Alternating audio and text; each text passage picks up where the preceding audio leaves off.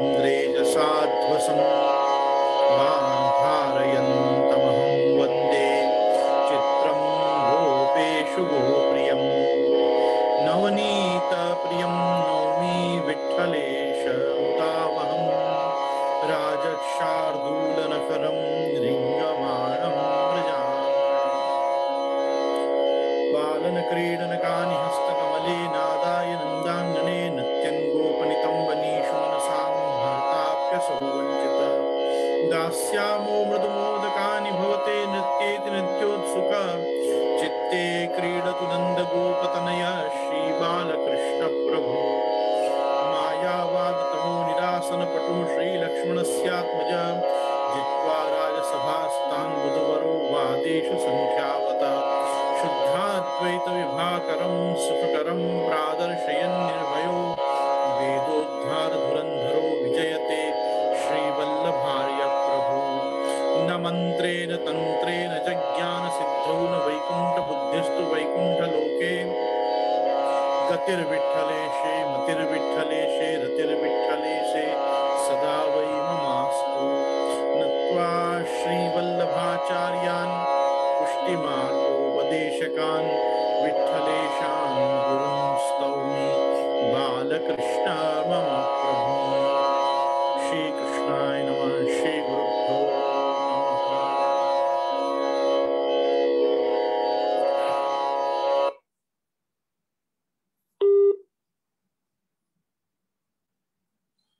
समस्त उपस्थित पूज्य चरणों को मेरे नमस्कार।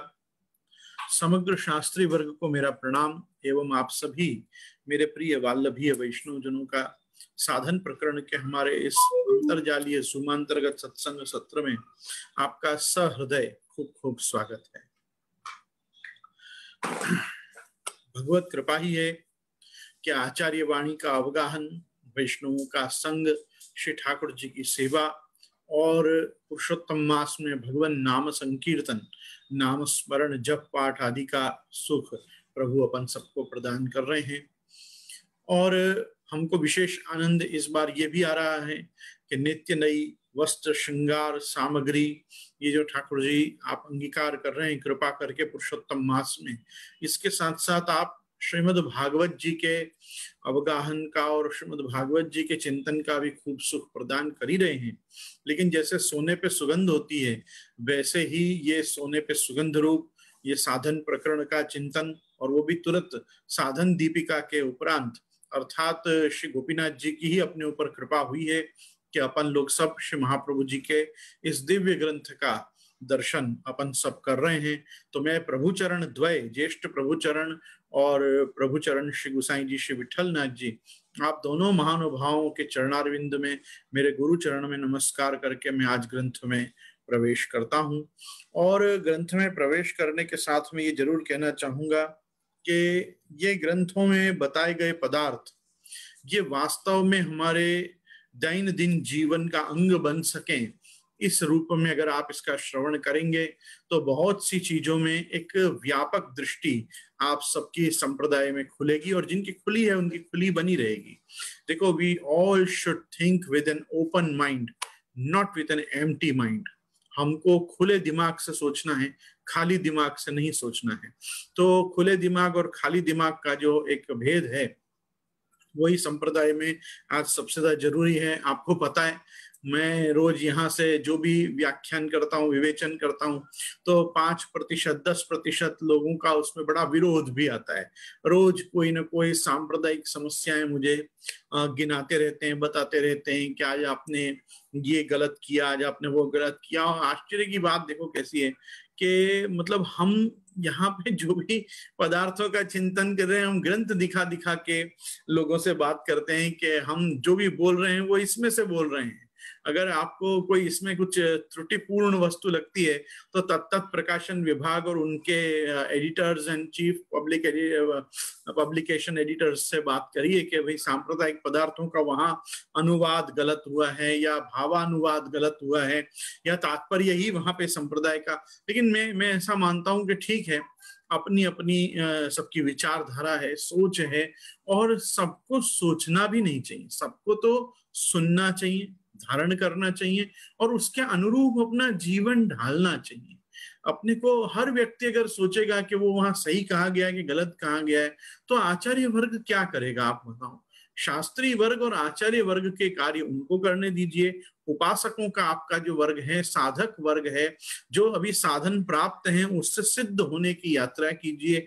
मैं तो समझता हूं वैष्णवों को निष्प्रपंच होकर जितना हो सके अष्टाक्षर पंचाक्षर का सातत्य, अपने अच्छे खासे जप पाठ का क्रम, पाठ आदि का क्रम, श्रीमद थोड़ा भागवत जी, थोड़ी भगवत गीता जी, ये सब का चिंतन, भगवत सेवा से अवकाश मिलने पर गोविंद राय जी सही बोले या नहीं बोले, इसकी पंचायत करने से बेटर है पुरुषोत्तम नाथ मास के एक एक क्षण का और अच्छा उपयोग किया जाए। भाई मैं तो गलत ही बोल रहा हूं, चलो मान लिया, बस आप सही चीज अगर समझ चुके हैं, जान चुके हैं, तो मुझे कंठी लेने के लिए बुला लीजिए, मैं आ जाऊंगा आपके पास कंठी लेने।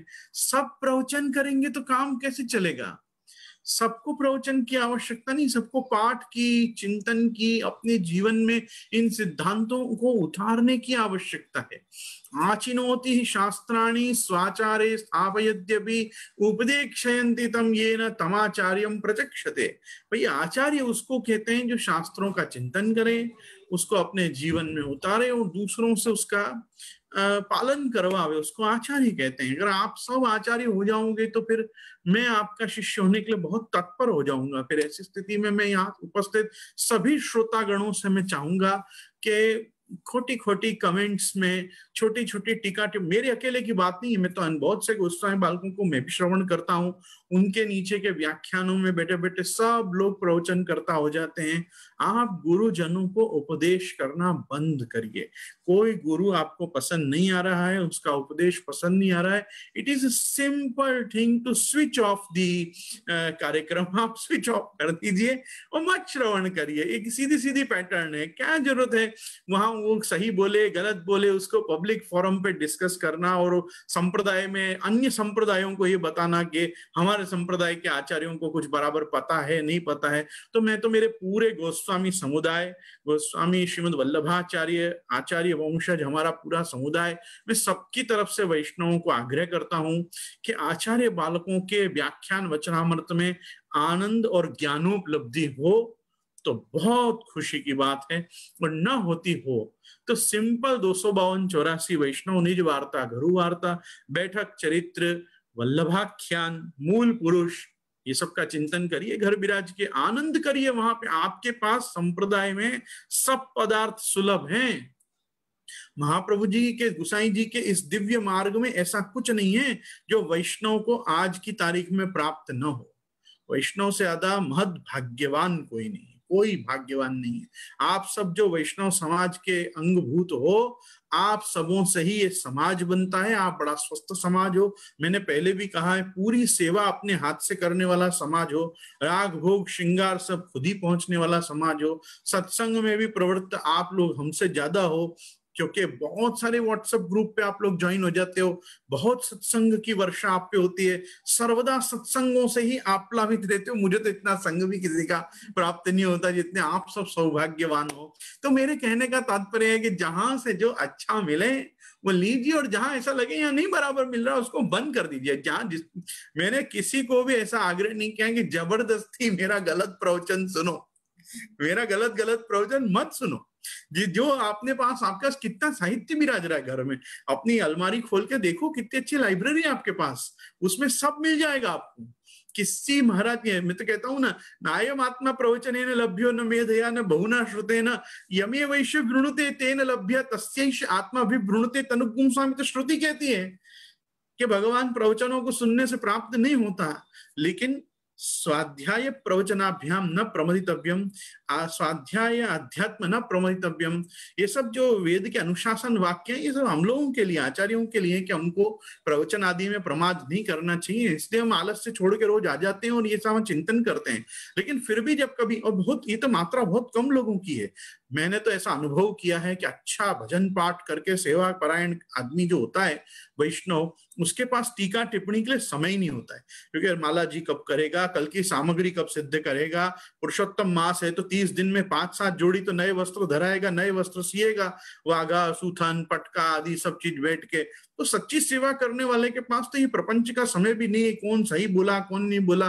दूसरा, स्वधर्मे निधनम श्रेय परधर्मो भयावह और स्वे कर्मण्य अभिरत संसिद्धिम लभते नराम, ये सब का तात्पर्य बोध करिए, अपने अपने कार्य में लगे रहिए। मुझे मेरा कार्य इस गरीब ब्राह्मण को थोड़ा करने दीजिए कि हम थोड़ा बहुत वचनामृत जो कर रहे हैं बैठ के, उसमें हमारा हेतु मात्र इतना है, जिन पदार्थों को रोज रोज हम श्रवण चिंतन नहीं करते हैं वो हम समाज के सामने लाएं। बाकी षोडश ग्रंथ, शिक्षा पत्र, ये सब का तो आप लोग कितना सुंदर है, आप लोग पारण और पारायण दोनों ही कर लेते हो। तो कहने का पारण से अर्थ है मेरा उसको ग्रहण करते हो, तो उस अर्थ में आइए आज अपन अपना 5वां श्लोक देखें। और इसमें साधन प्रकरण में मैं भक्ति सेतु से आग्रह करूंगा कि मुझे थोड़े आज के श्लोकों के दर्शन कराएं, और कल तक का मैं थोड़ा सिंहावलोकन आपको करा दूं। कल हमने क्या चर्चा की 2-3 दिनों में, हमने यहाँ पे आज का हमारा श्लोक है 4 नंबर का श्लोक, अथापि धर्म मार्गेण स्थित्वा कृष्णं भजेत सदा श्री भागवत मार्गेण स कथंचित तरिष्यति। इसके साथ अत्रापि वेद निंदायाम अधर्म करणात् तथा नरके न भवेत् पातः किंतु हीनेषु जायते पूर्व संस्कारतस्तत्र भजन मुच्चेत जन्म भी अत्यंता विनिवेशश्चेत् संसारे न भवेत् तदा एतावन्मात्रताप्यस्ति मार्गेऽस्मिन् मुरवैरिणः सर्वत्यागेनन्य भावे कृष्ण मात्रैकमान से। प्रयास करेंगे आज अपन यहाँ तक का ग्रंथ चिंतन करें। अभी का हमारा श्लोक जो है वो हमने अधुना तु कलौ सर्वे विरुद्धाचार तत्परा से लेकर षड्भी संपद्यते धर्मस्ते दुर्लभतरा कलौ, यहाँ तक का हमने चिंतन किया था। इसमें ये पदार्थ हमारे सामने आया था कि जब देश काल द्रव्य मंत्र कर्ता और कर्म ये षड्भी संपद्यते धर्मस्ते दुर्लभतरा कलौ, ये जब 6 अपन को प्राप्त नहीं हो रहे हैं तो इस कलिकाल में धर्म करना दुर्लभ हो रहा है। तो जब ऐसी दुर्लभ दशा आ जाए कि हमको हमारे धर्म के पदार्थ स्वस्थता से जल्दी नहीं मिल रहे हैं तो क्या करना, इस प्रश्न के समाधान से श्रीमद आचार्य चरण 4था श्लोक साधन प्रकरण का आप प्रकट कर रहे हैं। भक्ति सेतु मुझे आप श्रोताओं के दर्शन कराइए प्लीज।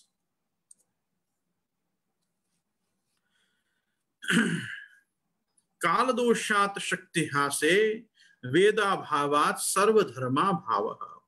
सबसे पहले महाप्रभु जी ने कहा काल दोष आ जाने से शक्ति का ह्रास, मतलब देश काल द्रव्य मंत्र कर्ता और कर्म, ये 6 चीजों में जो शक्ति थी वो चीज घट जाने के कारण उसमें से, और वेदा भावात के 2 अर्थ होते हैं।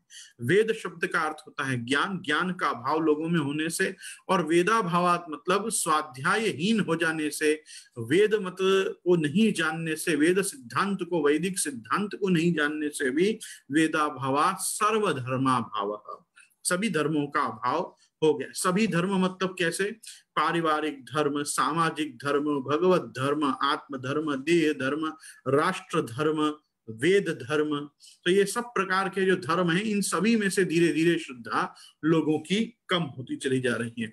जैसे आप देखोगे तो मैरिज रूपी इंस्टीट्यूशन जो अपने आप में सनातन धर्म में भी आदिकाल से चला आ रहा है, और अन्य अन्य व्यवस्थाओं से, सरकारी क्रम से, संवैधानिक पद्धति से भी विवाह आदि की जो व्यवस्थाएं हैं, तो आप देखोगे कि लोगों की सामाजिक स्तर पे इन जनरल कह रहा हूं, आज के समय में परिवार धर्म, पारिवारिक धर्म जिसको हम कहते हैं, तो लोगों की मैरिज रूपी इंस्टीट्यूशन पे ही श्रद्धा धीरे धीरे कम होती चली जा रही है। पहले लोग जैसा एक दूसरे के साथ निभा लेते थे, निर्वाह कर लेते थे, अब वो धैर्य की तन्मात्रा और मात्रा दोनों ही कम होती चली जा रही है समाज में, तो जिससे परिवार संगठित नहीं रह पा रहे हैं, परिवार टूट रहे हैं, परिवार बिखर रहे हैं। और दूसरा क्या हो रहा है, समाज के बहुत बड़े वर्ग को अकेले रहना पड़ रहा है, कहीं ना कहीं काम के लिए ट्रांसफर्स हो रही हैं, विदेश गमन हो रहा है, परदेश गमन हो रहा है। उनके कारण हम समाज में जैसे पहले पूरा घर मिलके धर्माचरण करते थे वैसा अब नहीं हो रहा है। धर्म का स्वरूप भी अत्यंत यूं समझो कि सूक्ष्म व्यक्तिगत होता चला जा रहा है, और अब पारिवारिक धर्म न होके व्यक्तिगत धर्म हो गया है कि मैं कितना कर सकता हूं, धर्म का स्वरूप वैसा हो गया है। तो उसके कारण भी सर्वधर्मा भाव होता जा रहा है। संयुक्त परिवार आज की तारीख में मैं भी मानता हूं कोई बहुत स्वस्थ व्यवस्था नहीं है। लेकिन परिवार हम तभी कहते हैं जब 1 से 2 और 2 से 4 होते हैं तब। तो पारिवारिक व्यवस्था ही जो गृहस्थाश्रम है, उस गृहस्थाश्रम को लेकर ही श्री महाप्रभु जी ने बीज दाढ़ प्रकारस्तु गृहे स्थित्वा स्वधर्मतः, तो गृहे स्थित्वा स्वधर्मतः, तो अपने धर्माचरण का जो मूल स्थान केंद्रभूत एक प्रकार माना गया है वो गृहस्थाश्रम ही माना गया है। और आप भक्तिवर्धिनी की कोई भी टीका देखोगे तो वहां गृहे स्थित्वा स्वधर्मतः में, गृहे स्थित्वा में घर में रहकर धर्म करना ऐसा नहीं अर्थ किया गया है, वहां अर्थ हुआ है गृहस्थाश्रम में रहकर और धर्माचरण करना। तो गृहस्थी और गृहस्थ धर्म, पारिवारिक धर्म, सामाजिक कौटुंबिक सारे अपने जो उत्तरदायित्व हैं उनका भी निर्वहन करना, ये सब चीजों के साथ कृष्ण भक्ति अपने को, पुष्टि भक्त को उसका संसार अनुकूल करके दी गई थी श्री महाप्रभु जी गोसाई जी के द्वारा। और उस अनुकूल संसार में रहकर संसार विस्मृति पूर्विका भगवदासक्ति करने का हमको तप, हमको साधन, साधना मार्ग दिया गया था। तो एक वस्तु समझिए कि पुष्टि मार्ग में किसी को भी नहीं कहा गया कि लंगोटी लगाओ और काशाय वस्त्र पहन के दंड कमंडल लेके और तुम निकल जाओ बाहर और तब भगवत प्राप्ति होगी। हम अनागार धर्म नहीं रहे, हम आगार धर्म रहे। और ग्रह, पुत्र, आगार आदि सब जो चीजें हमको प्रभु में विनियोग करने को कहा गया। तो ये सब का उपदेश कहाँ हुआ? वही ये सब चीजों का उपदेश श्रीमद् भागवत में हुआ। तो यहाँ पे इसलिए जो चौथा श्लोक प्रारंभ हो रहा है कि जब सर्वत्र धर्म का लोप हो गया है तो धर्म की स्थिति, धर्म की व्यवस्था को जानने के लिए बहुत सारे शास्त्रों में पढ़ने की जरूरत नहीं है। हम केवल एक श्रीमद् भागवत जी का आश्रय ले लें और भागवत धर्म को, भागवत मार्ग को यदि हम समझ लें तो हमारा उद्धार फिर भी सकथनचित तरिष्यति, यहाँ आगे शब्द आएगा आप देखेंगे, तो हमारा संभव है कि उद्धार हो जाए इस कलयुग में। तो यहाँ कह रहे हैं अथापि धर्म मार्गेण स्थित्वा कृष्णम भजेत सदा। यहाँ भी देखो धर्म मार्ग में स्थित होकर, तो ये धर्म मार्ग कहाँ बन पाएगा? धर्म मार्ग मनुष्य के घर में बन पाएगा। धर्म के मार्ग पे चलना है मतलब कोई तीर्थ यात्रा पे नहीं निकल जाना है। सबसे बड़ा तीर्थ ही अपना घर है और अपने घर को शुद्ध रखना, अपने घर को भगवत सेवानुरूप बनाए रखना, अपने घर को स्वच्छ अर्थात आचार विचार व्यवहार से अपने घर में सुख शांति समृद्धि और श्री को बनाए रखना, ये आवश्यक है। जहां पे भगवान श्री गोपीजन वल्लभ की नंद राजकुमार यशोदोत्संग लालित प्रभु की सेवा जहां करनी है, उस जगह को स्वस्थ होना बहुत जरूरी है। कितने लोगों के परिवार से परिवार बना ये नहीं बताया गया है। अगर मियाँ बीबी भी हैं तो उनको भी परिवार ही कहा जा सकता है। धनी लुगाई मिलकर भी यूं समझो एक परिवार ही है, उनसे ही परिवार का विस्तार होता है। तो आप और आपकी धर्म पत्नी अर्थात सहधर्मिणी भार्या के साथ भार्यादिर अनुकूलश्चेत कार्यते भगवत क्रियाम, ये जो उपदेश है ये भार्यादिर अनुकूलश्चेत, आदि शब्द है ना, माता पिता पुत्र पुत्री आदि जो भी घर में हैं इन सबके साथ हमको भगवत धर्म का पालन करना है। इसलिए मैं ये भी कहना चाहूंगा कि अन्य समस्त संप्रदायापेक्षया पुष्टि धर्म जो है भागवत धर्म का सबसे बड़ा यो प्रतीक चिन्ह है कि जो बताता है कि जब तक हम सदगृहस्थ नहीं होंगे हम भक्ति मार्ग के सही क्रम को नहीं अपना पाएंगे। गृहस्थ होकर ही हम वो कार्य सब कर सकते हैं जो ठाकुर जी हमसे चाहते हैं, चाहे वो भगवान प्रश्नी और सुतपा से चाहते हों, चाहे वो भगवान द्रोण या धरा से चाहते हों, चाहे वो उनको वसुदेव देव की बनाए या प्रभु उनको यशोदा जी और नंदराई जी बनाए। लेकिन हमको नंद यशोदा बनकर ही गोपी जनों के भाव से सेवा करनी है। और उसके लिए हमारा घर वैदिक होना, घर हमारा सनातन परंपरा के अनुरूप होना, घर हमारा शास्त्रीय पद्धति से सूतक पिंडरू अटकाव शुद्धि अशुद्धि ये सब चीजों के व्यवहार को जीने वाला घर होना चाहिए। इन सब वस्तुओं का बार बार आवर्तन, बार बार हमारे द्वारा उपदेश समाज में बहुत आवश्यक है, क्योंकि लोगों की इन सब पदार्थों में श्रद्धा नहीं रही है। मैं आपको बताऊंगा, मैं इतने 6 महीने आज मुझे होने आए जूम पे आप लोगों के साथ संवाद करते, अभी भी मेरे ऐसे कितने सदस्य होते हैं चलते प्रवचन में ऐसे करते हैं और हाथ भी नहीं धोते हैं जाके। तो मुंह में हाथ डाले, तुम्हारा हाथ झुटन हुआ कि नहीं हुआ। अब देखो क्या होता है, 6 महीना की हमारा परिश्रम हमको विफल लगता है कि जब हम हमारे प्रत्यक्ष सामने देखते हैं कि इनने आचार विचार करते हैं, घटस्फोट कर दिया। अरे भाई तुमने क्यों मुंह में हाथ डाला? चलो डाला तो डाला, मुट्ठी बांध के 5 मिनट बैठे रहो या हाथ खासा करिए, कौन सा 1 किलोमीटर दूर जाना है। कहने का तात्पर्य है कि अभी भी हमारे व्यवहार में धर्म या आचरण या शुद्धि, इनको इनको अपरस बताओगे? नहीं बता सकते इन लोगों को अपरस। क्यों? ये अपरस नहीं, ये बैक्टीरिया और इन्फ्लुएंजा और ये सब चीजों को भी, ये हाइजीन को भी नहीं समझ पा रहे हैं ये लोग। ये अपरस कैसे समझेंगे? तो ये सब चीजों के कारण यहाँ श्री महाप्रभु जी इन मैटर्स को डिस्कस करते हैं कि काल दोषात शक्ति हासे वेदा भावात सर्वधर्मा भाव। सब धर्म धीरे धीरे चला जाता है। धर्म कब जाता है? धर्म तभी जाता है जब हमारी धर्म में श्रद्धा धीरे धीरे कम। ग्लानिर्भवति भारत, तो ग्लानिर कहाँ होती है? ग्लानिर वहीं तो होती है यदा यदा ही धर्मस्य ग्लानिर्भवति।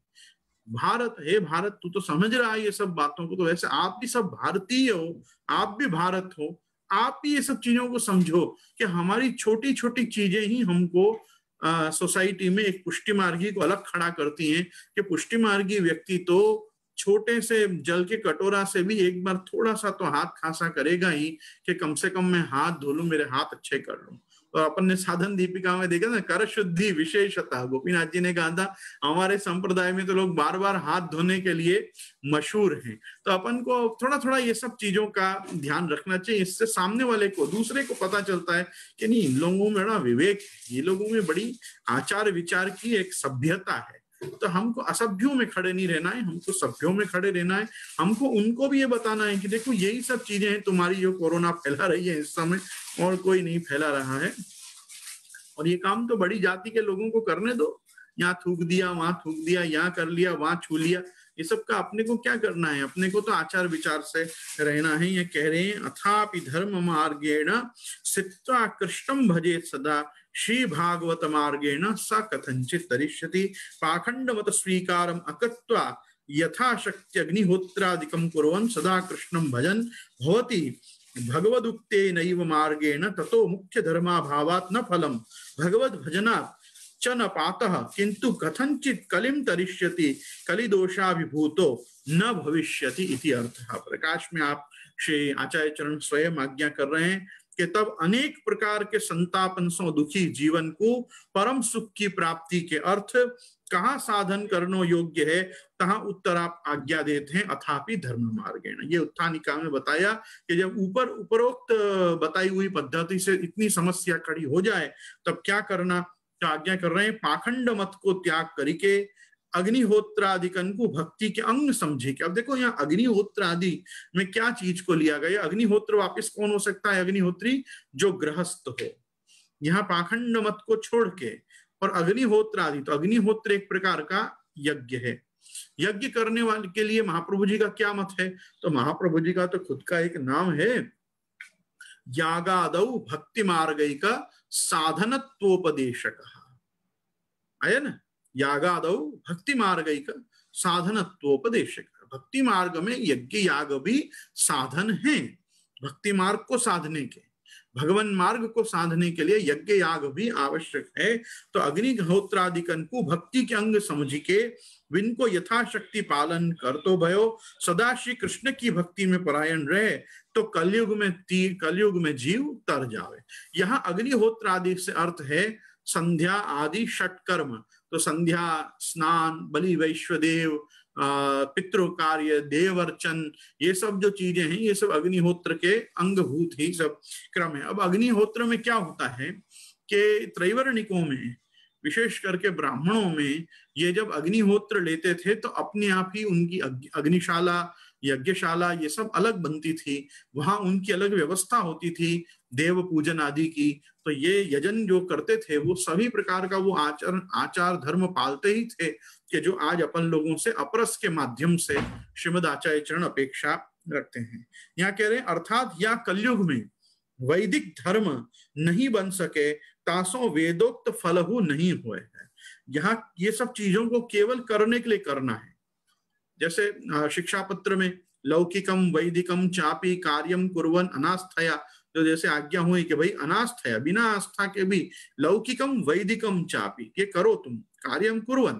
तो यहाँ आज्ञा कर रहे हैं कि अर्थात कलयुग में मुख्य वैदिक धर्म नहीं बन सके, तासो वेदोक्त फलहु नहीं होए, भगवत भजन करतो रहे तो पातहु नहीं होए, किंतु कली के दोष वह भक्त को दबाए नहीं सके हैं। कब नहीं दबा सके हैं कली के दोष? जब हम भगवत भजन करते रहे। वहां अनुसंधान करो, यदा बहिर्मुखा यूयम भविष्यत कतंचन तदा काल प्रवाहस्ता देह चित्तादयोप्युत सर्वथा भक्षयिष्यन्ति युष्मानिति मतिर्मम। तो ये जो महाप्रभु जी की आज्ञा है कि यदि हम भगवत बहिर्मुख हो गए तो हम काल प्रवाह में बह जाएंगे, अर्थात कलयुग के इस महान प्रलय में हम गर्त हो जाएंगे, डूब जाएंगे, बराबर। तो हमारा बेड़ा गर्क हो जाएगा, वो हमको नहीं करना। हमको तो क्या करना है? देह द्रोण्या यासु नाम परम पारम भवाम्बुधे गुरुणा कर्णधारेण युक्तार्यः सोपदेशतः। अपने उपदेश से गुरु को अपनी इस देह रूपी नौका का कर्णधार केवट बना के गुरु से प्रार्थना करनी है कि आप मेरे इस देह को भवसागर पार करा दो। तो भवसागर पार करने के लिए सबसे पहली वस्तु है भगवान चरणारविंद रूपी नाव को पकड़ लेना, अर्थात भगवान के सेवा के क्रम से अपने आप को जोड़े रखना, क्योंकि वेद अपने आप में पूर्ण फलदायक कलयुग में नहीं हो सकता।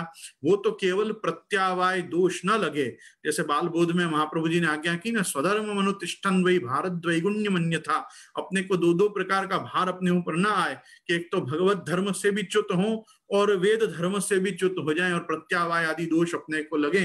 तो इसलिए प्रत्यावाय से बचने के लिए अग्निहोत्र आदि वैदिक कर्म भी पाखंड को छोड़कर करता रहे और साथ में भगवत धर्म को साधे, क्योंकि भगवत धर्म ही कलयुग के प्रभाव को दबा के रख सकता है। तो यदि हमको कलयुग के प्रभाव से प्रभावित नहीं हो जाना है, भगवत धर्म बनाए रखना है, तो यहाँ पे ये आज्ञा कर रहे हैं कि अल्प साधन करके बड़े भारी फल को देवे को कलयुग को स्वभाव व भक्त के आगे प्रकट हो जावे है। तो कलयुग भी उस भक्त के सामने अनुकूल हो जाता है कि जो भागवत धर्म में अपनी निष्ठा रखता है। और इस प्रकार से यहाँ पे श्री भागवत मार्गेण स कथनचित तरिष्यति, तब तो भगवदुक्त प्रकार से श्रद्धा पूर्वक भगवत कथा को श्रवण, भगवत गुण को गान स्मरण, गान अर्थात कीर्तन, स्मरण, जन्मोत्सवादि करतो भयो, धर्म अर्थ काम को भगवान के अर्थ ही आचरण करतो भयो, सदा भजन करे है, तब इमं लोकम तथैवामुम। श्रीमद् भागवत पुराण में तीसरे स्कंद के 25वें अध्याय के 39वें श्लोक में जो प्रकार बताए हुए इत्यादि, और जीवन मुक्ति को प्राप्त होए, ये मतलब उस वहां पे क्या बताए हुए कि वो जीवन मुक्ति को प्राप्त होए। जीवन मुक्ति भी मोक्ष की एक अवस्था है। जीवन मुक्त कौन है? जाको वापिस जीवन नहीं धारण करनो है। जीवन शब्द को अर्थ होए अपन जो प्राणधारी सब जन हो उनको अपन क्या है? जीव। जो जिए वाको जीवन है। तो जो प्राणधारी हो वो जीव हो प्राणधारिण। तो ये जो जीव संज्ञावर है ये बार बार जो जन्म मरण के चक्र में आवे, जब यह चक्र से छूट जावे तो वाकु कहें कि ये जीवन मुक्त भयो।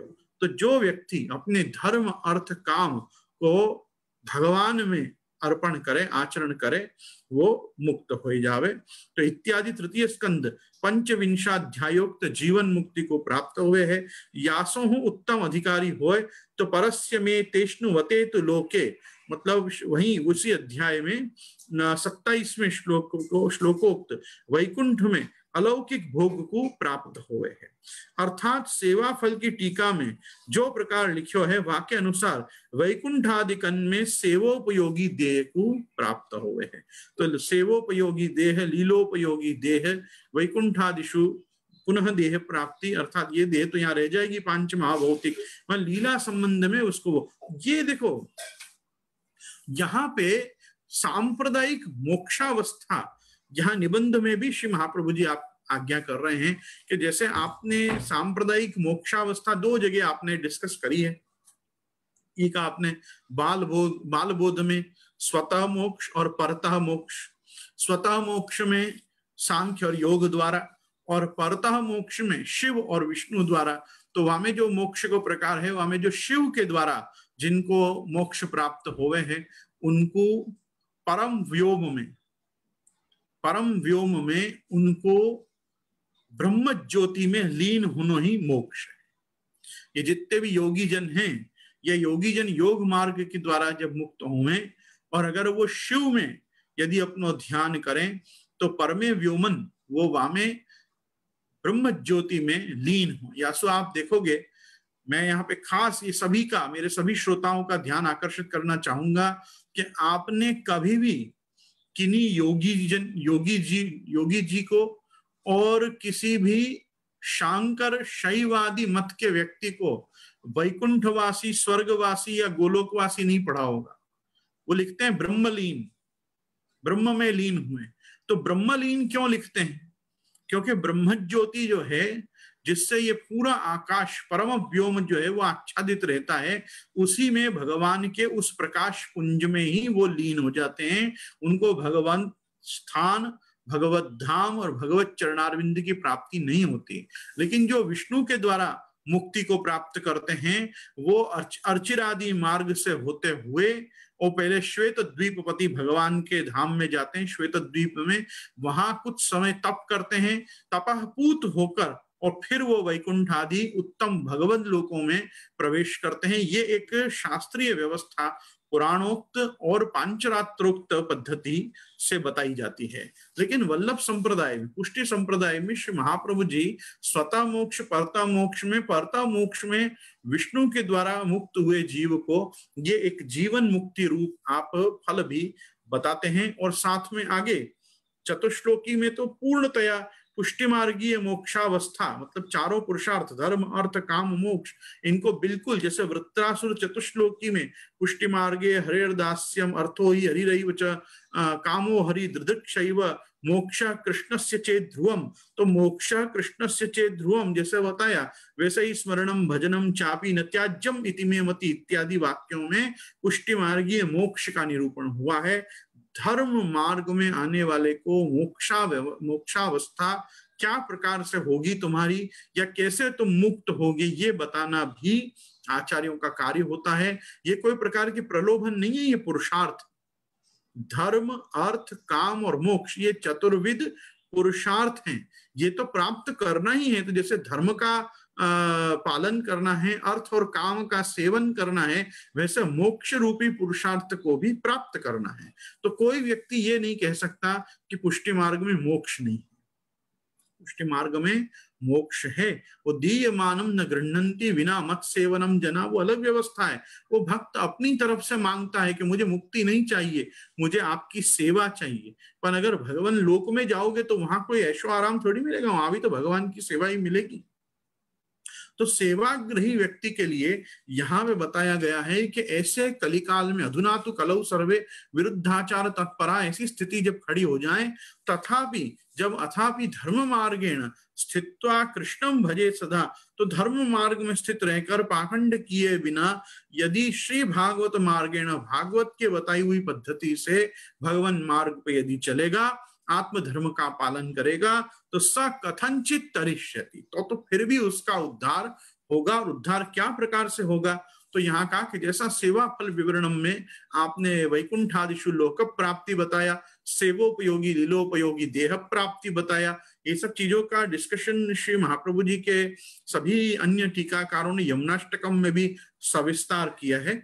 और यहाँ दो दृष्टांत तृतीय स्कंद के 25वें अध्याय के यहाँ पे दिए, एक 27वें श्लोक का वाक्य दिया और एक 39वें श्लोक का परस्य में तेष्णुवते तु लोके और इमं लोकम तथैवामुम, ये दोनों संकेत देके बताया है कि ऐसा व्यक्ति कलयुग में भी भगवत कृपा और अपने नित्य कर्मानुष्ठान, नित्य धर्मानुष्ठान रूपी कर्म को करते हुए वो जीवन मुक्ति की ओर जा सकता है।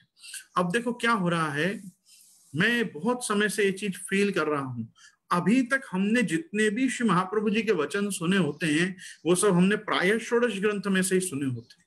षोडश ग्रंथ की भाषा और विवेचन शैली महाप्रभु जी की अलग होती है, क्योंकि वो एक पर्टिकुलर व्यक्ति को आप उपदेश कर रहे हैं उसके प्रश्न रूप में। यहाँ जो बातें होंगी वो universal and global tenets global doctrines, global सिद्धांत, जिसको हम कहते हैं कि यूनिवर्सल सिद्धांत, सार्वभौमिक वैश्विक स्तर पे महाप्रभु जी अपने संप्रदाय का क्या से रख रहे हैं, यहाँ पे वो चीजें हैं। जैसे शास्त्रांत प्रकरण में आपने देखा कि पुष्पिका में महाप्रभु ने लिखा, इति श्रीमन नारायण नारद वेद व्यास विष्णु स्वामी मतानुवर्ती वल्लभ दीक्षित विरचितम शास्त्रार्थ प्रकरणम नामम प्रथम प्रकरणम।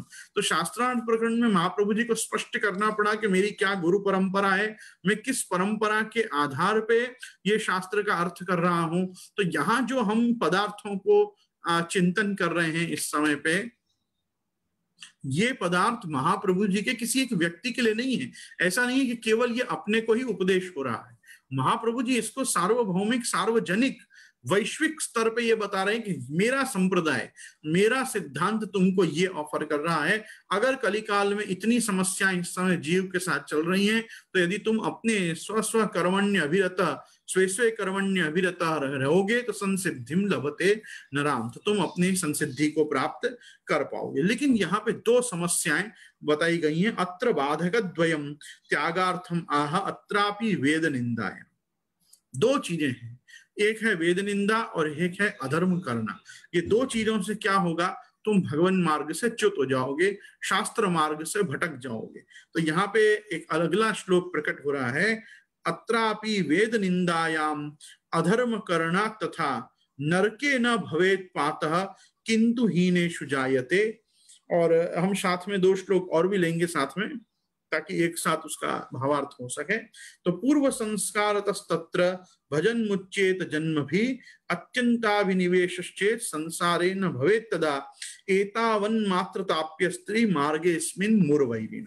भगवन् मार्गे स्थित्वा यदि वेदानाम अप्रामाण्यम वदेत कथंचिदपि तदा भगवन् नाम्नो नरक विरोधित्वात् न नरके पात किंतु तृतीय मार्ग साधनत्वाद् हीनेषु जायते शूद्रादिषु संभवति अतो दृश्यते नीच योनिषु भगवद भक्तानां जन्म तस्मात् एतद्वयम् अकृत्वा भगवान् सेव्यः। शूद्रादि योनौ जातस्य किं फलम् इति आकांक्षायाम् आह पूर्व संस्कार। पूर्व संस्कार तस्तत्र भजन मुच्येत जन्म भी अत्यंताभिनिवेशश्चेत संसारेण भवेत् तदा एतावन मात्रताप्य स्त्री मार्गेस्मिन् मुरवैरिण। आचार्य चरण की वाणी सुनिए, संस्कार वशात भगवत भजने जाय माने तस्मिन् देहे वेदादीनां स्मरणा भावान् निंदा भावेन तुष्टस्सन् भगवान् मोचयेदिति अर्थः। तत्रापि एकं बाधकम् आह अत्यंताभिनिवेशश्चेदिति संस्कारस्य दुर्बलत्वे ज्ञानाभावात् संसारे अभिनिवेशो भवति ततो दृढ़ भजनाभावान् न मुच्येदिति अर्थः। अनेन वेद निंदाया पुनरावृत्तिः उक्ता पुनः शुद्ध साधनेन जायमानां मुक्तिं निवारयति अतो वेद निंदा भावे भक्ति मार्ग समीचीनः। ननु उत्कर्ष सहनेन कथं वेदं न निंदेत अतः सपाय एव अयम मार्ग इति आशंक्य आह एतावन मात्रतापि अस्ति इति। अनिंदायां मोक्षः निंदायामपि न नरकादिः। वेदातिरिक्त मतेषु भगवन् मार्गे एतावदपि फलम् अस्ति न तो सांख्यादौ इति तेभ्य उत्कर्षः। या मार्ग में हूँ वेद निंदा करवेते तथा अधर्माचरण करवेते नरक में तो यद्यपि पात न होएगो पर हीन योनि में जन्म तो मिलेगो। तीसरी चीजें आएगी, दो चीजें नहीं होंगी। तो कह रहे हैं कि यदि तुमने ये मार्ग में रह के वेद निंदा करी, वेद निंदा मतलब वेद शास्त्र में बताई हुई पद्धति से कोई जीवन को जीना, यदि इसको नहीं जिया, इसको गलत घोषित किया या इसकी कहीं भी तुमने वास्तव में निंदा की कि भाई वेदों में तो सब ठीक है, ऐसे ही लिखा हुआ है, तो क्या होगा, तथा अधर्म आचरण करवेते, अब इससे अपने आप ही तुम अधार्मिक हो जाओगे। तो कहा अधर्म आचरण करवेते नरक में तो यद्यपि पात न होएगा, तुम नरक तो नहीं जाओगे क्योंकि शरणागत हो, आत्मनिवेदित जीव हो, तो तुम्हारे को नरकवास तो नहीं है। लेकिन फिर तीसरा मार्ग प्रभु तुमको दे देंगे और वो कौन सा है, हीन योनि में जन्म तो मिलेगा। तहा संसार में यदि अतिशय अभिनिवेश न होए तो पूर्व जन्म के भक्ति के संस्कारण के कारण पुनः अनेक जन्मन को अंतराय होए पे संसार ते मुक्त हो सकत हैं। सो काहेते तहा कहत हैं जो ये मार्ग मुरारी श्री कृष्ण के अवलंबन को मार्ग होवे ते इतनो सामर्थ्य तो जीव के उद्धार को राखत ही है। अर्थात आचार्य चरण यहाँ आश्वस्त कर रहे हैं कि क्योंकि वो पहले से भगवान मार्ग में रहा हुआ जीव होगा तो एतावन मात्र ताप्यस्ति मार्गेस्मिन मुरवैरिणा। वो क्योंकि मुरवैरी प्रभु के मार्ग में स्थित होगा तो प्रभु उसको एक जन्म नहीं, दूसरे जन्म नहीं, तीसरे जन्म में भी कम से कम उसको ये सब दोषों से छुड़ा के उसको पुनः भगवान मार्ग देंगे, अच्छी योनि देंगे और वापस उसका उत्कर्ष प्रभु करेंगे ही। कहाँ उत्कर्ष नहीं होगा कि जब वो अधर्म में प्रवृत्त होगा, वेद निंदा आदि करता रहेगा तो उसको हीन योनि आदि प्राप्त होगी। किंतु हीनेषु जायते नरके न भवेत् पात। नरक में तो प्रभु फिर भी नहीं जाने देंगे उसको, ऐसा यहाँ पे आश्वासन आप दे रहे हैं।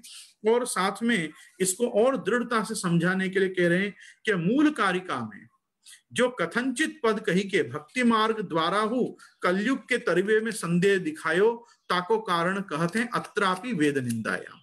महाप्रभु जी ने पहले वो कारिका में ऐसा क्यों कहा, सा कथनचित तरिष्यति, शायद उसका उद्धार हो जाए। ऐसा शायद क्यों हो रहा है, क्यों उद्धार हो ही नहीं? तो वहां उसको समझाने के महाप्रभु कह रहे हैं कि दो कारणों से उद्धार नहीं भी हो पाएगा कि भगवान मार्ग में रहेगा। अब देखो मैं आपको एक चीज बताऊं, मुझे अचानक याद आई इसलिए मैं कहूं, कोई व्यक्ति ठाकुर जी में श्रद्धा रख रहा है, कोई व्यक्ति संप्रदाय की सेवा पद्धति में श्रद्धा रख रहा है, लेकिन वर्णाश्रम धर्म में उसकी श्रद्धा नहीं है। ब्राह्मण ने कोई और वर्ण से शादी कर ली, कोई और वर्ण ने कोई और वर्ण से शादी कर ली, कोई जाति ने कोई जात से, तो ये जितना भी जात्यंतर हो रहा है ये क्या, ये भी वेद निंदा है? ये भी तो वेद शास्त्र आदि का उल्लंघन ही है ना। तो समाज में आज जितना भी इंटरकास्ट मैरिज हो रहा है, ये इंटरकास्ट मैरिज भी अपने आप में ये वेद निंदा ही है, ये धर्म शास्त्र का उल्लंघन ही है। और ये प्रकार से ही यहाँ पे उसको नरके न भवेत् पात किंतु हीनेषु जायते, कोई ना कोई हीन योनि तो भोगनी पड़ेगी ही, ऐसा यहाँ पे आप निर्णय दे रहे हैं। तो ये सब प्रकार से आदमी वेद निंदा करता है। वेद निंदा करने के लिए जरूरी नहीं कोई बैठ के वेद की बुराई करे या वेद मत के खंडन के वाक्यों को बोले। और अधर्म करना तथा उसके साथ अधर्म जुड़ा हुआ है, तो जब हमारी शास्त्र में श्रद्धा नहीं रह जाती तब ये सब स्थितियां खड़ी होती हैं। अब जैसे बहुत से लोग सूतक पिंडरू अटकाव नहीं पालते, वो क्यों नहीं पालते? तो वो वापस यही है कि अथापि यत्रापि वेद निंदायाम अधर्म करना तथा।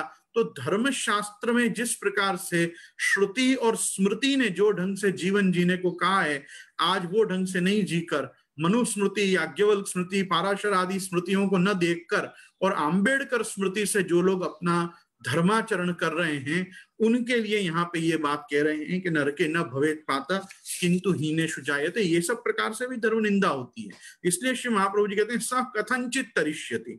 तो यहाँ पे समझा रहे हैं अत्रापि वेद निंदाया, भक्ति में दो बाधक है। कौन से दो बाधक हैं? भक्ति मार्ग में स्थित होय के वेद को अप्रमाण कहे तथा अधर्म को आचरण करे। भक्ति मार्ग में रहित के यदि ऐसो करे तो यद्यपि नरकपात होनो योग्य है, परंतु भगवान को नाम नरक को विरोधी है। तासो नरक में तो वह पुरुष को नहीं गिर सके है, परंतु जन्म मरणात्मक तृतीय मार्ग को प्राप्त होय के हीन शूद्रादि योनि में उत्पन्न होवे है। याही सो नीच योनि में कबीर, सदन, रैदास, धौंधी, अली खान पठान, रस खान, ताज बीबी, ऐसे अपने यहाँ तो कितने सारे लोग हैं। ये सब वो योनि में क्यों गए? तो कह रहे हैं ये दो ही कारण हो सके उनके, ये सब योनि में जावे के और फिर बड़ी जात में जन्म लेवे के, म्लेच्छ या यवन आदि होवे के, या खुद ब्राह्मण सदृश कुल में उत्पन्न होके भी मदिरा मांस आदि को सेवन करके विचार आदि करते हुए यदि वो रहेगो तो भी वाकई ये अधर्म करना तथा आदि होवेसु किंतु हीनेषु जायते। अब यहाँ में सबसे बड़ो प्रमाण जो है वो सबसे बड़ो प्रमाण अजामिलोपाख्यान। अजामिल की जो पूरी कथा है वो कथा को आप लोग सब चिंतन करना, उससे आपको खबर पड़ेगी कि यहाँ श्री महाप्रभु जी आप क्या आज्ञा करना चाह रहे हैं। अजामिल के जीवन का बेस्ट पार्ट ये है कि उसको अजामिलादि दोषाणाम नाशकोनु भवे स्थित ज्ञापिताखिल महात्म्य कृष्ण एव गतिर्मो, कृष्ण एव गतिर्ममा की ओर चल दिया। जैसे ही उसको पता चला कि अभी मेरे पास आयुष्य है, मेरे पास आरोग्य है और अभी मेरे पास काल है भजन करने का, वो भजन करने चला गया। हमारे यहाँ क्या होता है, प्रायः जब अजामिलोपाख्यान आता है तब सारे कथाकार थोड़े जल्दी में होते हैं और जल्दी में होने के कारण अजामिल की कथा को आधा अधूरा ही सुना पाते हैं, समयाभाव के कारण। ऐसा नहीं है कि उनको पता नहीं होता, पता सब होता है, शास्त्री वर्ग को तो श्रीमद् भागवत की और छोटी छोटी डिटेल्स भी पता होती है, और उनके साथ की अन्य पुराण की कथाओं का भी उनको थोड़ा बहुत, कुल्या पौराणिका प्रोक्ता पारंपर्य युता भुवि, महाप्रभु जी ने निर्णय दे दिया है कि भाई वो तो पौराणिक जो है वो पारंपर्य युता भुवि। तो जो शास्त्री वर्ग होता है, पता नहीं, मैंने बहुत जगह पे ये चीज का अनुभव किया है कि वो क्या क्या अजामिला उपाख्यान में सुनाते हैं कि वह अजामिल नाम का ब्राह्मण था, ऐसा उसका चरित्र उसने दूषित कर लिया, दुष्संग में पड़ गया, ये हो गया वो हो गया, वैश्यादि का संग हो गया, उसको कर्म भ्रष्ट हो गया, उसके इतने सारे बेटे थे, उसमें नारायण नाम का बेटा था, वो अपनी मरण शैया पे पड़ा हुआ था, जिस समय पे उसको यमदूत लेने आए, और तब यमदूतों को देख के वो इतना डर गया कि उसको लगा कि मेरे छोटे से बच्चे को ये हार्म करेंगे, तो उसने उसको वहां से भगा देने के लिए जोर से नारायण नाम लिया। वो खुद की रक्षा के लिए भी नहीं लिया, वो पिता था, पिता का हृदय था, तो कम से कम उसको ऐसा हुआ कि इतने भयंकर भयंकर ये जो यमदूत आए हैं, ये कहीं मेरे छोटे से बच्चे को त्रास न दें, ऐसा सोचकर उसने, बच्चा कहाँ है, वो मृत्यु शैया पे पड़े पड़े, उसने उसको उस ढंग की आवाज लगाई थी।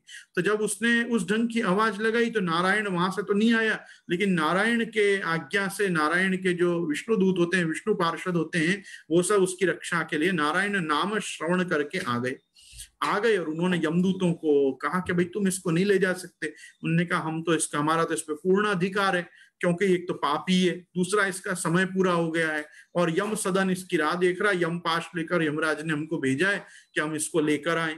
उस पे विष्णु पार्षदों ने कहा कि नहीं, लेकिन इसने अभी थोड़े समय पूर्व ही अपने अंतिम समय में नारायण नाम का उच्चारण किया है, तो तुम पहले जाके अपने स्वामी से पूछो कि क्या नारायण नाम उच्चारण किए बाद ये ऊपर जा सकता है वो यम सदन, क्या इसको संयमनीपुरी के दर्शन अब प्राप्त हैं, तो संयमनीपुरी में अब इसको नहीं ले जाया जा सकते, तुमको तो इसको छोड़ना पड़ेगा। तो वहां कहते हैं थोड़ा बहुत उन लोगों में बोला बोली हो गई, यम पार्षदों में और विष्णु दूतों में, और विष्णु दूतों ने उनको धमका धमकू के भगा दिया, वहां से भगा दिया। तो बोलो भगवान नारायण की जय करके सब काम पूरा हो जाता वहां, और आगे दूसरी कथा शुरू हो जाती। ऐसा नहीं, वहां क्या हुआ, उसको ना यमदूत ले गए और ना उसको विष्णुदूत ही अपने साथ मुक्त करके ले गए, विष्णुदूत भी उसको वहीं पटक गए। अब क्या हुआ, उसको अनुभवे स्थित, क्या अनुभव में स्थित हुआ वो, कि मैंने भगवान का ना तो ध्यान किया और ना मैंने भगवान को बुलाया, ना मैंने भगवान से कोई रक्षा की कामना की, फिर भी मैंने केवल मेरे पुत्र के हेतु मैंने भगवान के इस नाम का उच्चारण किया, तो भगवान के पार्षद आए और उनके आने के प्रभाव से, उनके दर्शन के प्रभाव से मेरी मृत्यु टल गई, मुझे आयुष्य प्राप्ति हुई, आरोग्य प्राप्ति हुई। तो यदि सज्ञान पूर्वक मैंने जीवन में नारायण नाम लिया होता तो मेरा आज कितना अच्छा समय गुजर रहा होता, मैंने अपने जीवन के साथ ही क्या किया। ऐसा उसको वहां मृत्यु शैया पे पड़े पड़े जब बोध होता है, तब वो वहां से उठता है, हरिद्वार जाता है, अघमर्षण तीर्थ पे जाके तप करता है, और जितना समय उसका बचता है जीवन का, उतने समय तक वहां तपश्चर्या में रत होके भगवान विष्णु के नाम में स्थित होके वो स्तुवंति नारायण शब्द मात्रम विमुक्त दुखा सुखिनो भवंती। तो वो जब सुखी हो जाता है, तब उसको जब वापस मृत्यु का समय आता है, तब वैकुंठ से विमान आता है और विष्णु पार्षद उसको तब जाके वैकुंठ लेके जाते हैं। अरे आप विचार करो कि यदि अजामिल की कथा सुन के हर व्यक्ति ऐसा हो जाए कि जीवन भर मस्ती से पाप करे और छल्ली घड़ी नारायण नाम लेके और वैकुंठ प्राप्त हो जाता, तो कौन धर्म करता, आप बताओ। मेरे जैसा आलसी तो पहले छोड़ देता धर्म करना, की क्या जरूरत है, छल्ले घड़ी में नारायण नारायण करूंगा तो ऊपर पहुंच जाऊंगा नारायण के धाम। ऐसे नारायण बुलाते हैं कैसे पापियों को, कभी नहीं बुलाते। नारायण विचार करते हैं कि इसको शुद्ध होने दो पहले, क्योंकि उसमें जब तक सत्व गुण नहीं होगा, सत्व गुण के अधिष्ठात्र ऐसे सात्विक देव विष्णु के धाम वो जाएगा कैसे, आप बताओ। तो इसलिए ये सब कथाओं को पूरा सुनना चाहिए और पूरा सुनाना भी चाहिए। वो बाद में वो भगवान नाम में स्थित होकर भगवान नाम परायण जीवन पूरा जीता है, जब तक उसको मृत्यु नहीं आती पुनश्च। और जब मृत्यु आती तब भी मृत्यु नहीं आती ना, यमदूत आते, तब तो विष्णु के दूत आके उसको वैकुंठ अपने साथ लेके जाते हैं। तो वो क्या है, अजामिलादि दोषाणाम नाशकोनुभवे स्थित ज्ञापिताखिल महात्म्य, नाम महात्म्य का उसको ज्ञापन हो जाता है, और वो कृष्ण एव गतिर्मो, कृष्ण की तरफ जाता है। वैसे हमको भी कृष्ण की ओर जाना चाहिए। तो ये क्या है, अत्रापि वेद निंदायाम अधर्म करना तथा नरके न भवे पाता किंतु हीनेषु जायते। फिर ऐसे लोगों को यदि ये तप करने का, ये प्रायश्चित करने का, ये पश्चाताप पूर्वक भगवान नाम लेने का समय न मिले और समझो कि मृत्यु आई जाए, तो ऐसे समय में फिर उनको हीन योनि में जाके ये कबीर, सदन, रैदास, रहीम और अपने यहाँ के सब ये धोंदी, अली खान, रस खान, पठान, ताज बीबी आदि, ये सब, बीरबल भी ऐसा ही है। बीरबल को अपने बहुत स्तुत्य नहीं है, लेकिन श्री गोसाई जी अपने को सिद्धांत मुक्तावली की टीका में सुस्पष्ट आज्ञा करते हैं, भगवत सेवा वैयर्थ्या संभवात जन्मांतरेषु फलिष्यति। भगवत सेवा तो मनुष्य की इतनी सी भी की हुई कभी व्यर्थ नहीं जाती। तो अगर इस जन्म में फल नहीं मिला तो जन्मांतर में भी फलीभूत होगी ही। तो जैसे सेवा भगवान की जन्मांतर में अपने को उत्तम फल देती है, वैसे ही वेद निंदा और अधर्म करण भगवान मार्ग में स्थित मनुष्य के द्वारा यदि हो जाए तो उसको नरक में तो नहीं भेजती, लेकिन हीन योनि आदि में तो उसको जाना पड़ता ही है। यह ऐसा ये अर्थ आप कर रहे हैं। अब शंका क्या उठ रही है कि वेद निंदा तथा अधर्म द्वारा शूद्र योनि में गए भय भक्त की फिर कहाँ गति हो। मान लो वो उस गति में पहुंच गया, तो अब उसका पुनश्च उद्धार कैसे होगा।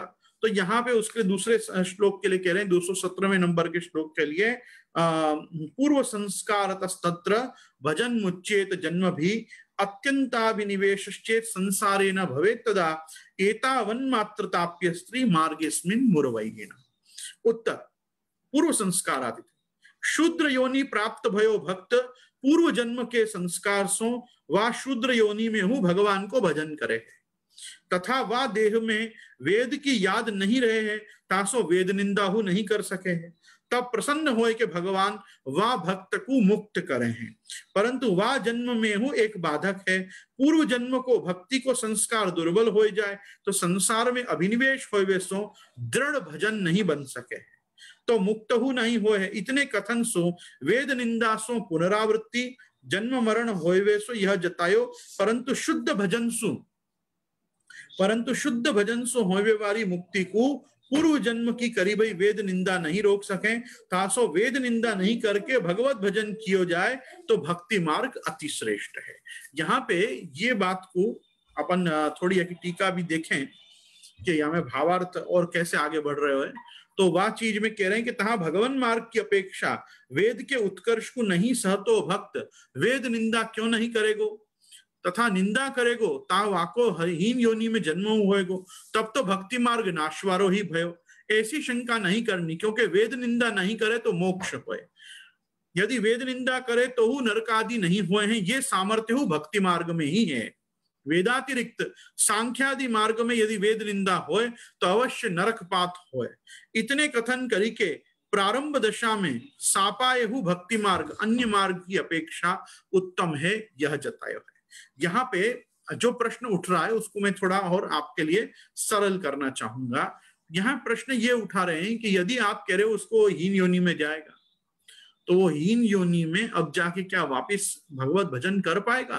तो कह रहे हैं हाँ कर पाएगा। तो भगवत भजन कैसे कर पाएगा?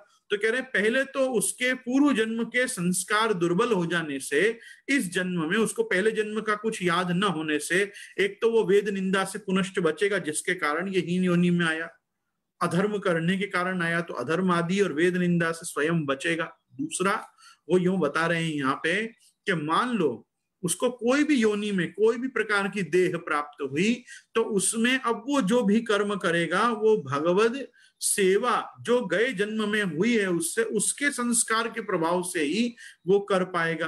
तो इसको पुनरावृत्ति कहाँ मिलेगी? अब वापिस उसको उत्तम योनि मिलेगी और उत्तम योनि से उसका मोक्ष होगा। ये बात को समझने के लिए सबसे बड़ा दृष्टांत है राजा मुचुकुंद। राजा मुचुकुंद को तो भगवत दर्शन भी हो गया था। भाई देखो, राजा मुचुकुंद को उन्हें देवताओं की सहायता में बहुत वर्ष युद्ध किया।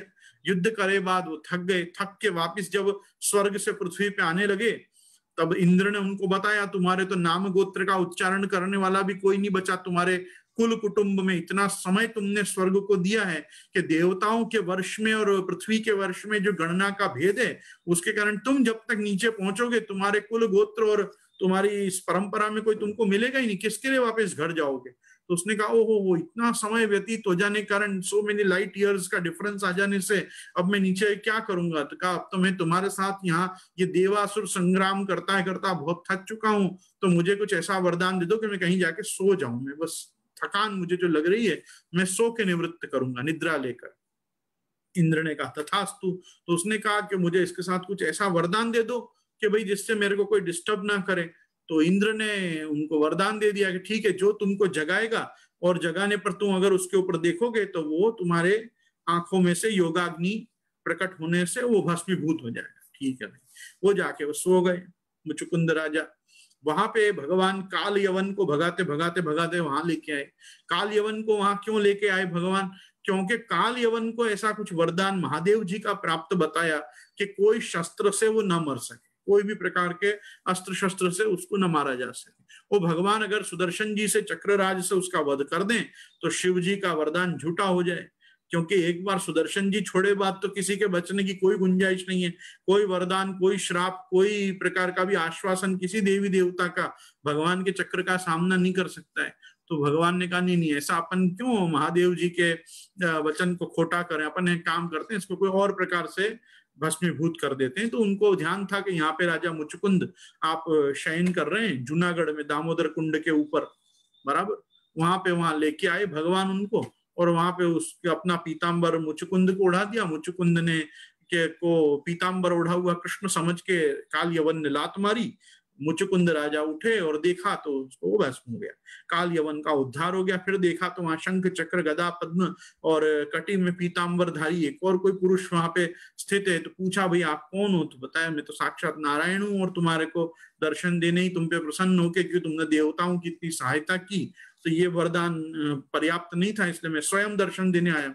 वहां राजा मुचुकुंद स्तुति करते हैं, वो स्तुति से भी भगवान प्रसन्न हो जाते हैं। वो प्रसन्न होके भगवान वहां वरदान उसको क्या देते हैं राजा मुचुकुंद को कि ठीक है, तुम्हारा ये जन्म तो क्षत्रिय राजा के रूप में तुमने लिया है, अब तुम अगली बार ब्राह्मण का जन्म लोगे और ब्राह्मण की योनि में जब तुम मेरा पर्याप्त ध्यान तप साधना उपासना करोगे तब मैं तुमको कैवल्य मोक्ष प्रदान करूंगा। अरे तो भैया इसी जन्म में क्यों नहीं दे दी उसको?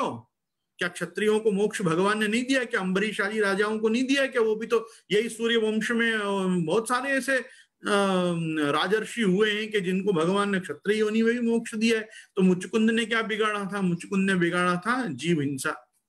इतनी सारी जो उन्होंने जो बोले देवार थी, लेकिन फिर भी उन्होंने जो जितना युद्ध आदि सब कर्म क्षात्र धर्म का निर्वाह किया और राज्यांते नरकम ध्रुवम तो बताया ही है। तो उनको इस जन्म में मोक्ष नहीं दिया भगवान ने, कहा अगले जन्म में तुम वापस ब्राह्मण की योनि में आओगे और मैं तब तुम्हारा उद्धार करूंगा।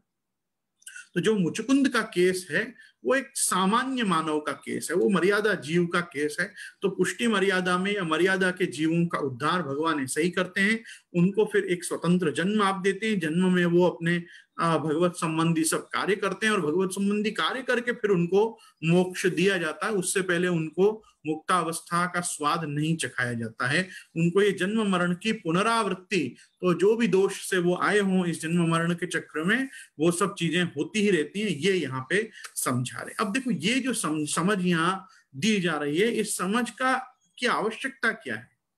ये समझाने की आवश्यकता भगवान मार्ग के और भगवत भक्ति के, भगवत सेवा के स्वरूप को और बल देने के लिए है कि भाई इस समय पे तो केवल भगवत सेवा और भगवान नाम संकीर्तन ही एकमात्र ऐसा मार्ग है जो उद्धार करने में जीव के समर्थ है। ये सब बताने के लिए एक शास्त्रीय व्यवस्था का निरूपण श्रीमद आचार्य चरण करते हैं कि देखो अगर केवल शास्त्र दृष्टि से चलोगे, वेद की दृष्टि से चलोगे, तो कितनी बार तुम जन्म मरण के चक्र में घूमते ही रहोगे।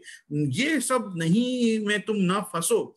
इसीलिए सात्विका भगवत भक्ता ये मुक्त्यावधिकारिण भवांत संभवा येषाम तेषाम अर्थे निरूपिता कह के शास्त्रार्थ प्रकरण में ही श्री महाप्रभु जी ने खुलासा कर दिया था कि मैं ये ग्रंथ तो उन लोगों के लिए लिख रहा हूं जिनका ये अंतिम जन्म है, ये जिनका अंतिम जन्म है, जिनको वापस अब जन्म लेना ही नहीं। तो सात्विका भगवत भक्ता ये मुक्त्यावधिकारिण, तीन तीन चीजें देखो, सात्विक आदमी होगा तो अपने आप ही सत्वात् संजायते ज्ञानम, ज्ञान के प्रभाव से मोक्ष हो जाएगा। भगवत भक्ता, भगवत भक्त को भगवान मार्ग में रहने से मुक्ति मिलेगी। ये मुक्त्यावधिकारिण, इस जन्म में जिनको मुक्ति का अधिकार प्रारब्धानुसारी पूर्व जन्म के संस्कार से उनको, उनके लिए मैं ग्रंथ लिख रहा हूं। और चौथा कहा भवांत संभवा येषा, जिन लोगों ने अब निश्चय कर लिया है कि अब हम हमारे संसार के सारे सांसारिक क्लेशों को अपनी भक्ति के प्रभाव से नष्ट कर देंगे, ऐसे लोगों के लिए मैं ग्रंथ लिख रहा हूं। तेषाम् अर्थे निरूपिता। तो महाप्रभु जी के ग्रंथ सात्विक, भगवत भक्त, मुक्ति के अधिकारी और संसार को जो लोग छोड़कर भगवत भजन करना चाहते हैं, ऐसे लोगों के लिए लिखे गए हैं। तथापि श्री महाप्रभु जी गृहस्थ धर्म, वेद धर्म और सामाजिक धर्मों की परिधि में बांधकर ही भगवत भक्त से भगवान मार्ग पे चलने की आज्ञा कर रहे हैं। ये सबसे बड़ी तपस्या है, ये सबसे बड़ी तपस्या है कि लौकिक भी साधो, वैदिक भी साधो और साथ में अलौकिक का सेवन करो। लौकिक वैदिक छोड़ के और मत आओ अलौकिक के मार्ग में, ये जो एक व्यवस्था दे रहे। क्योंकि देखो महाप्रभु जी खुद जानते हैं कि जितना भगवान को लौकिक वैदिक नष्ट करना होगा तुम्हारा, वो भगवान स्वयं करेंगे। लोके स्वास्थ्यम तथा वेदे हरिस्तु न करिष्यति, पुष्टि मार्गे स्थितो यस्मात् साक्षिणो भवता खिला, सेवा कृतर गुरोराज्ञा वादनम व हरिच्छया अतः सेवा परम चित्तम इत्यादि वाक्यों नवरत्न में तो आप सब पढ़े हुए ही हो। तो आप खुद उस चीज का चिंतन करो, भगवान उद्धार करेंगे ही। बस इसी उद्धार के आश्वासन के साथ अपन आश्रय का पद करें और कल ग्रंथ को अपन और आगे ले जाएं। दृढ़ेन चरणन केरो भरोसो, दृढ़ेन चरणन केरो, श्रीवल्लभ नख चंद्र छटा बिन, सब युग मांझ अंधेरो भरोसो, दृढ़ेन चरणन के, साधन और नहीं आकरि में, जासो हो ये निवेद, सूर कहा कहे द्विधयान धरो, बिना मूल को चेरो भरोसो, दृढ़ेन चरणन केरो भरोसो। श्री गोवर्धन नाथ की जय, श्याम सुंदर श्री यमुने महारानी की जय, श्री वल्लभाधीश की जय, श्री साईं जी परम दयाल की जय। आज के